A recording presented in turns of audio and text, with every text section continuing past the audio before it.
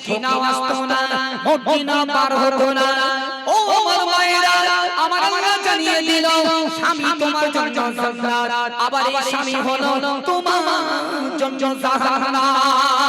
ও আমার মায়েরা, স্বামীর মনে কষ্ট দিও না, স্বামীর মনে বেদনা দিও না।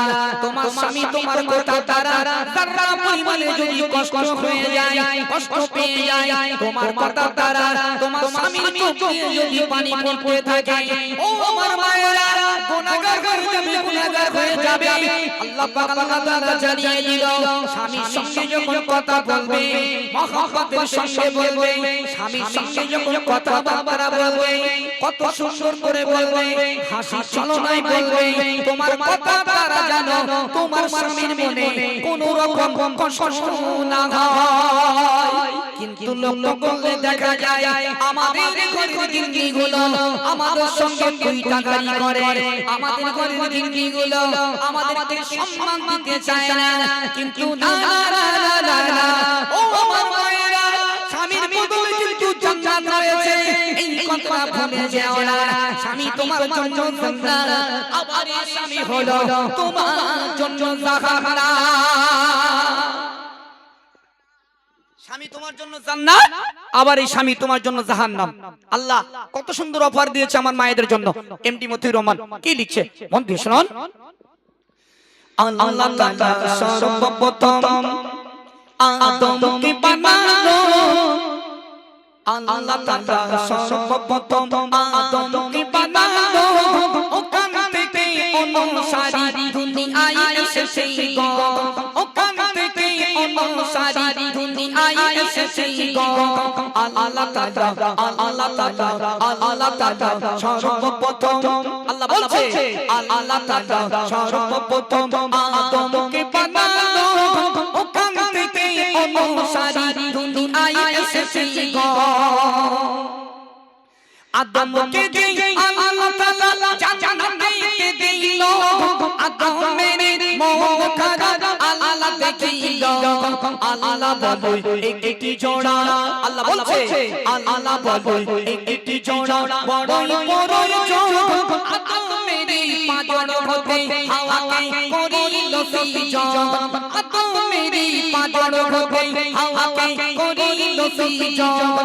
আল্লাহ তাআলা সর্বপ্রথম আদমকে বানালো, ওখান থেকে অনুসারী দুনিয়ায় এসেছে গো।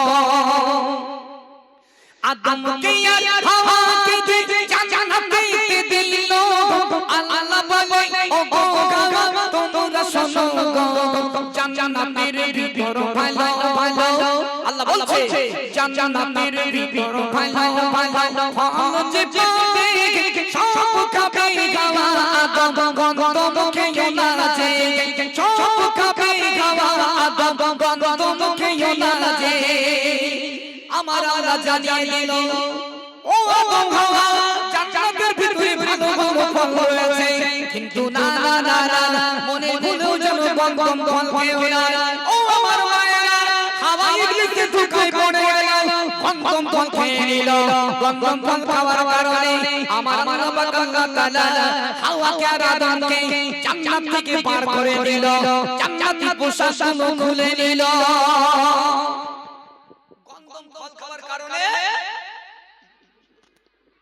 জান্নাতি পোশাকগুলো খুলে নিল, জান্নাত থেকে বার করে দিল। ওমা একটু ভাবুন, 300 বছর ধরে হাওয়া ও আদম আল্লাহর কাছে কাঁদতে লাগলো, আল্লাহ দোয়া কবুল করে না, আল্লাহ দোয়া কবুল করে না। যেই দয়ান নবীর নাম ধরে দোয়া চাইলো, আদম হাওয়ার দোয়া আমার আল্লাহ কারেন্টের মতো কবুল করে নিল। পুনরায় দুনিয়া থেকে হাওয়াকে আর আদমকে আল্লাহ আবার জান্নাতের ভিতরে প্রবেশ করার নির্দেশ দিয়ে দিল। একবার জোরে বলো না সুবহানাল্লাহ। ওমা একটু ভাবুন, তারা 300-350 বছর ধরে কেঁদেছে। আমাদের গিন্নিগুলো, এদের ব্রেক নেই। আমরা সংসার করতে গিয়ে আমাদের গিন্নির গালে যদি একটা চড় মারি, আমাদের গিন্নিগুলো শুধু ব্যাগ গুছিয়ে বাপের বাড়ি যাবে। এরা ব্যাগ গুছিয়ে বাপের বাড়ি যাবে, মানে এদের আমরা এতটা মাথায় তুলে ফেলেছি, এদের নামে একটা কথা বলার কোনো লাইন নেই। হ্যাঁ ওমা একটু মন দিয়ে শুনুন, তারা 300 বছর ধরে কেঁদেছিল, আর আমাদের গিন্নিগুলো যে একটা চড় মারি বাপের বাড়ি ফোন করে, ও বাপ এমন হাফ কলার দেশে দুবেলা শুধু মারে, এর ভাত আর খাও না, এর ভাত আর খাবো না। খুব মন দিয়ে শুনবে মায়েরা, ভাবিরা, একটু মন দিয়ে শুনুন। তোমার বাপ অনেক কষ্ট করে লেখাপড়া শিখিয়ে তোমাকে বিবাহ দিয়েছে। একটা ছেলে খুঁজতে গেলে না একটা চপ্পল ক্ষয়ে যায়, তারপর একটা ছেলে পাওয়া যায়। জি, তোমার স্বামী তোমার একটা চড় মারতেই পারে, কিন্তু স্বামীর ঘর ছেড়ে যেও না। আর জীবনে কোনোদিন রং নাম্বারের পাল্লায় পড়ো না। যে রং নাম্বারের পাল্লায় পড়েছে মনে করবে তার এহকাল পরকাল সব শেষ, একটা রং নাম্বারে। এজন্য আমার ভাবিদের কাছে করজোরে নিবেদন, রং নাম্বার থেকে দূরে থাকুন। চলুন, সেই হাওয়া এবং আদমকে আল্লাহ কেমন পরীক্ষা নিয়েছিল, কেমন ভাবে ছিল, একটু মধ্যে শুনুন। প্রিয় কবি কি লিখেছেন? ইবলিসের ধোঁকায় পড়ে হাওয়া গন্ধম খেলো, হাওয়া একটু গন্ধম খেলো আর একটু আনিল আদমের কাছে গিয়ে। হাওয়া বলছে আদমের কাছে গিয়ে হাওয়া বলতে লাগিল, আলো একটি ফল পেয়েছি স্বামী তুমি খাও গো, আলো একটি ফল পেয়েছি স্বামী তুমি খাও গো।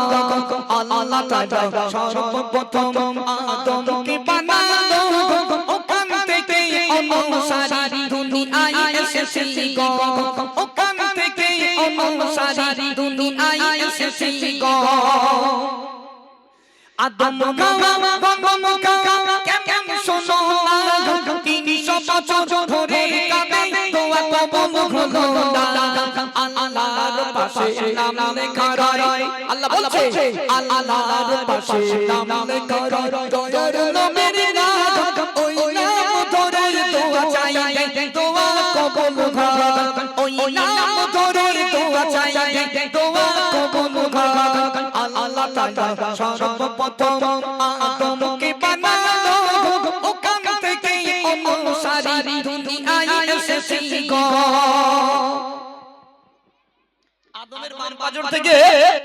আদমের বাম পাজর থেকে আল্লাহ যদি হাওয়াকে না বানাতেন, দুনিয়ার জমিনে সকিনাও আসতো না, মর্জিনাও বার হতো না, স্বামী স্ত্রী জোড়া হতে পারতাম না। ঠিক না বলবাপ? স্বামী স্ত্রী জোড়া হতে পারতাম না। এজন্য আমার মায়েদের কাছে করজোরে নিবেদন করব, মা স্বামীগুলোকে ভালোবাসুন। আপনার স্বামী যদি একটু টেরা চলে তাকে কোলে টানবেন, অবশ্যই সে বুঝবে। তাই বলে স্বামীর মনে কষ্ট দিও না, স্বামীর সঙ্গে তুই তাকারি করো না। আল্লাহ পাক আরো জানিয়ে দিলেন, যে নারীটা স্বামীকে গালাগালি করবে, স্বামীর সঙ্গে তুই তাকারি করবে, স্বামীকে সম্মান করবে না, আল্লাহ বলছে দুনিয়ার জমিনে ওই নারীটা হলো জাহান্নামী।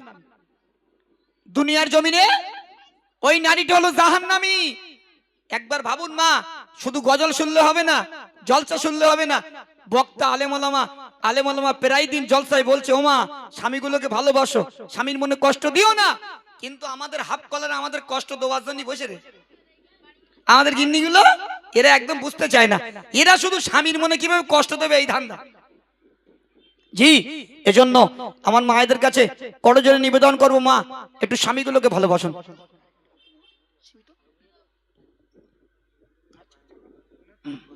চলো মন দিয়ে শোনো, এবার একটি নতুন গজল বলে শোনাবো, মন থেকে শ্রবণ করুন।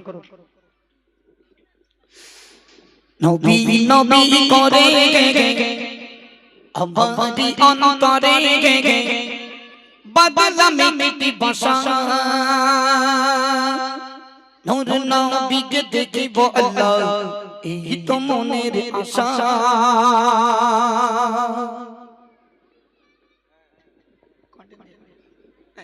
চলো